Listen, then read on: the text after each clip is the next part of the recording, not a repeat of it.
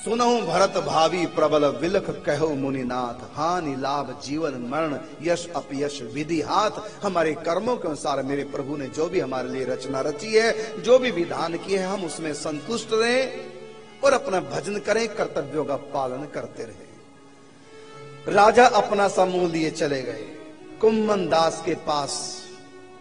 फिर भगवान आगे राजा के जाते, और जो ही ठाकुर जी आए गोद में प्रकट हुए, फिर कुम्मन दास ने कहा, लाला तुम क्या कह रहे थे राजा के आने से पहले? बेटा तुम क्या कह रहे थे कि मैं कुछ बढ़िया बात कहना चाहता हूं। हाँ लाला बताओ कौन सी बात?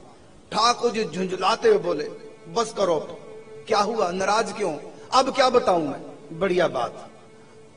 अरे कौन सी बात, अब बता दो। बीच में राजा आ गया था, आप गायब हो गए, अंतर्ध्यान हो गए, अब तो राजा चला गया, अब बता दो। अब क्या बताऊं? अरे कुछ तो बोल, क्या बात थी? का बात ये थी, मुझको ये कहना था कि राजा बिना मांगे जो दे उसको ले लेना, ये कहना था। अब तो राजा चला गया, आपने कुछ लिया ही नहीं। कुम्मन दास बोले ठाकुर जी से, लाला जब तुम मेरी गोद में बैठने के लिए मचलते हो, इतना मुझको सुख देते हो, अब कुछ मांगना बाकी रह गया?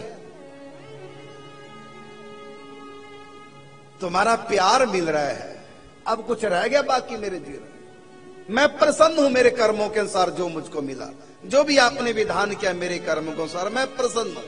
आज के बाद कभी नहीं मांगने कर, मुझको नहीं चाहिए। अब देखिए कुम्मन दास जी सदगृह, साथ साथ जिनके यहां बहुए, साथ साथ बेटा, और इनकी भक्ति देखो।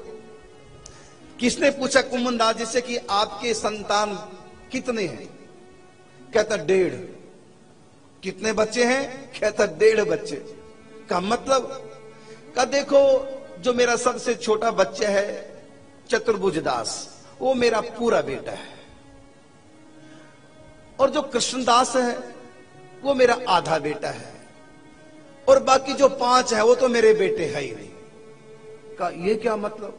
का इसका मतलब है ये जो 5 है ना, देखो 2 प्रकार से भगवान की भक्ति होती है। एक तो एकांतिक भक्ति, नाम जप पूजा पाठ चिंतन एकादशी व्रत, ये होती है एकांतिक भक्ति। एक होती है सेवा भक्ति, समाज में सबकी सेवा करते हुए, भगवान की सेवा माने समाज की सेवा करते, गौ ब्राह्मण की सेवा, संतों की सेवा, गरीबों की सेवा, दुख दुखियों की सेवा, माता पिता की सेवा, भगवत सेवा मानकर सबकी सेवा, एक एकांत में ठाकुर जी की सेवा। ये 2 प्रकार की सेवाएं होती है।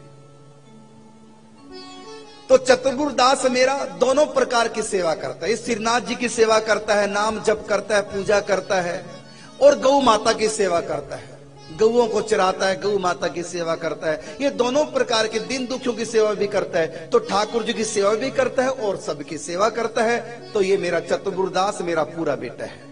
और कृष्णदास ये ठाकुर जी की पूजा नहीं करता, नाम जब चिंतन नहीं करता, हाँ गौओं की सेवा करता है, इसलिए मेरा आधा बेटा। तो एक बेटा हो गया चतुर्भुज दास, और दूसरा बेटा वो आधा है, वो कृष्णदास। ये मेरे 1.5 बेटे हैं। और जो 5 हैं, ना तो सेवा करते हैं किसी की, और ना वो भक्ति पूजा पाठ करते हैं, इसलिए वो तो 0 है। मैं तो उनको बेटा मानता है। हाँ, दुनिया की दृष्टि में मेरे 7 बेटे हैं, लेकिन मेरी दृष्टि में मेरा 1.5 बेटा है। आधा कृष्णदास बेटा है और चतुर्भुज दास मेरा पूरा बेटा है। आप भी सीख लो, आप भी पूरे बनो, अधूरे नहीं। जो भगवान की भक्ति पूजा पाठ तो करता है, लेकिन और किसी को नहीं मानता, सेवा नहीं करता, परोपकार नहीं करता, वो भगवान का आधा है, भक्त है। जो भगवान की भी सेवा पूजा करता है और इन सब की सेवा पूजा करता है, माता पिता गौ ब्राह्मण संत सबकी जहां भी आवश्यकता पड़े सेवा में आगे खड़ा है, वो भगवान का पूरा भक्त है। अब देखो तुमको अधूरा भक्त बनना है कि पूरा? आधा भक्त नहीं, पूरा। सेवा का मौका मिले सेवा भी करो, जैसे कुटियों में, हॉस्पिटल में सेवा भी करो, माता पिता की दीन दुखियों की सेवा भी करो, और साथ में भगवान की भक्ति करो। हमको आधा नहीं बनना, हमको पूरा बनना है।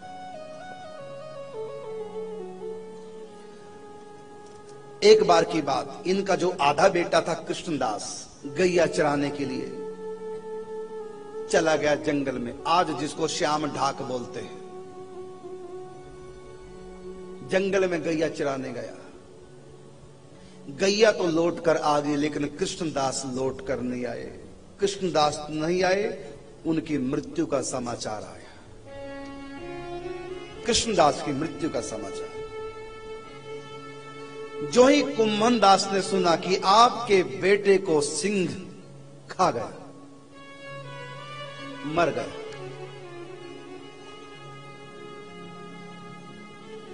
जो ही बेटे की मृत्यु का समाचार मिला कि सिंह खा गया, शेर ने खा लिया, मर गया, उसी समय इतना दुख हुआ कुंभन दास जी को, इतना दुख हुआ, इतना दुख हुआ कि मूर्छित हो गए, गिर पड़े। लोगों ने संभालने की कोशिश की, बस श्वास चल रहे थे, बीच बीच में आंखें खुलती हैं, फिर रोते रोते फिर मूर्छित, बीच बीच में फिर थोड़ा सा होश आती है, फिर रोने लग जाते हैं, फिर मूर्छित।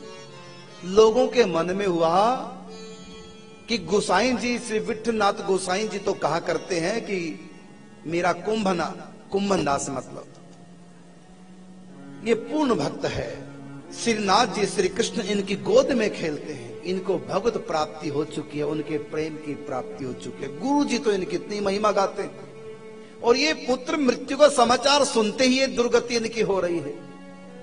जिसका एक बेटा है, मृत्यु का समाचार सुन के बाप भी ऐसे नहीं बिलखता जैसे बिलख रहे हैं। इनके तो 7 बेटे हैं। मूर्छा, इतने दुखी, भगवत प्राप्ति महापुरुषों की ये स्थिति तो हमारी क्या, हम कौन सी गिनती में।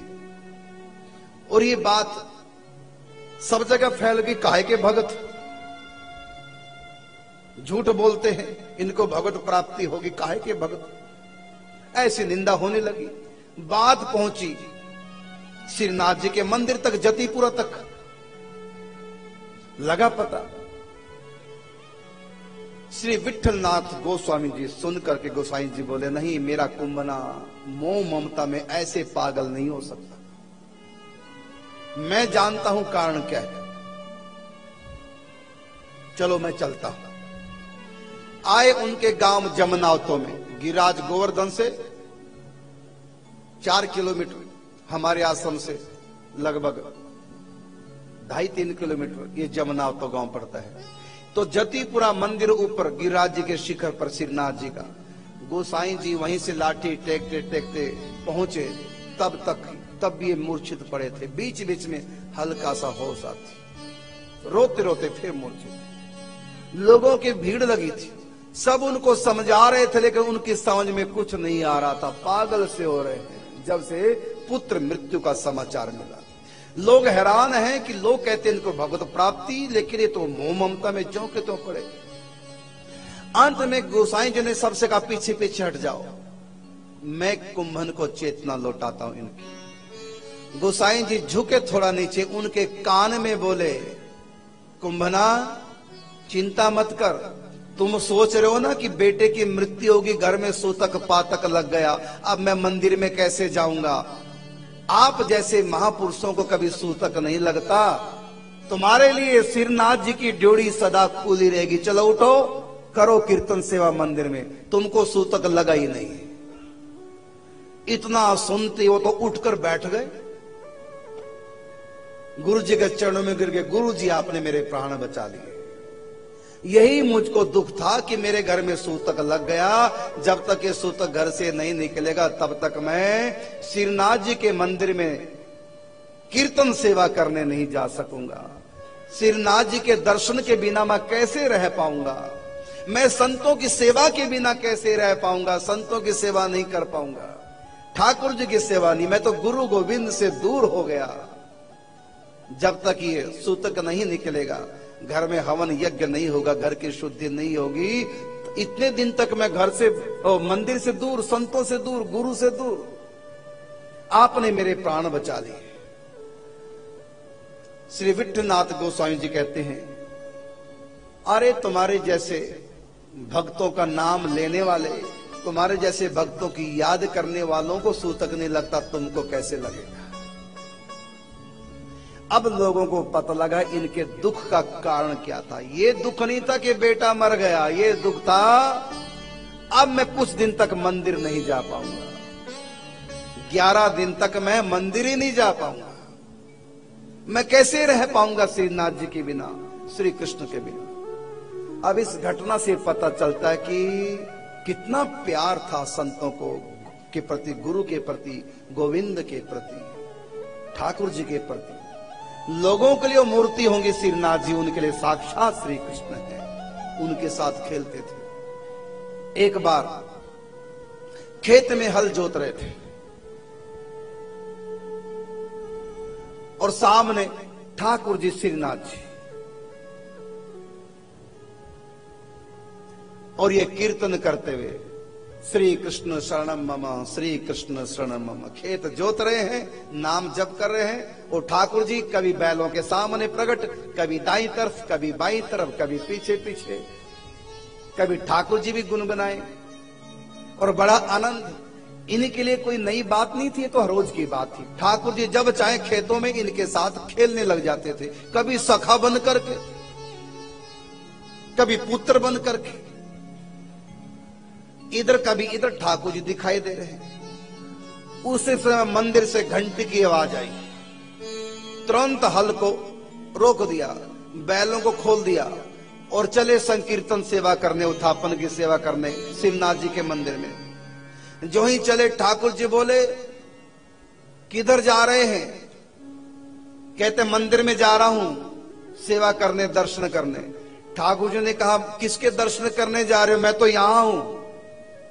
ठाकुर जी बोले खेतों में कुम्मन दास जी को, किसके दर्शन करने जा रहे हो? मैं तो तुम्हारे पास हूं। तो बोले तुम्हारा क्या भरोसा, अपनी मर्जी से आते हो, अपनी मर्जी से भाग जाते हो। और मंदिर में तो आप स्थापित हैं आचार्य के द्वारा, गुरु के द्वारा, वहां से तो आप टस से मस नहीं हो सकते। जब हमारी इच्छा होती है हम जाके दर्शन कर लेते हैं। और यहां पर तुम आए हो, अपनी मर्जी से आते हो, अपनी मर्जी से भाग जाते हो। यहां तो दर्शन तुम्हारी मर्जी के अनुसार होते हैं और वहां गुरु की मर्जी के अनुसार होते हैं, क्योंकि गुरु जी ने आपकी स्थापना कर रखी है मंदिर में। वहां से तो आप हिल नहीं सकते। इसलिए मैं आपके ऊपर भरोसा नहीं करता, मैं करता हूं गुरु जी के द्वारा जो हमको आपके स्वरूप की प्राप्ति हुई, उस पर मेरा भरोसा है।